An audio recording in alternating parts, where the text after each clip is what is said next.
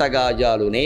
ఎవడైతే తన మనస్సులో నిరంతరం నమశివాయ నమశివాయ నమశివాయ, నమో నారాయణాయ నమో నారాయణాయ నమో నారాయణాయ, శ్రీమాత్రే నమః శ్రీమాత్రే నమః శ్రీమాత్రే నమః ఆయన నిరంతరం మనస్సులో ఏదో ఒక దైవనామాన్ని స్మరిస్తూ ఉంటాడో వాడు వెంట్రుక పేకలు అవతల బో అని చెప్పాడు ఆయన.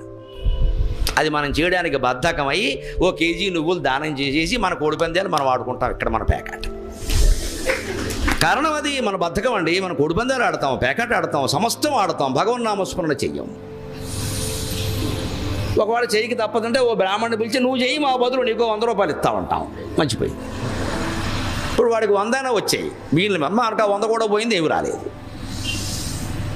వాడు కూడా చేయడం ఏంటండి? ఆయన ఎవరో తింటే మనకు ఆకలి తీరుతుందా? మనం చేస్తేనే మనకి సమస్యలు తీరుతాయి. మనకు ఆయన చేస్తే మనకెలా తీరుతాయండి? ఇదంతా మొత్తం ఈ డిప్యుటేషన్ సిస్టమ్ కుదరదండి. అధ్యాత్మికతను మన ఎడుపు మనం ఎడవలసిందే.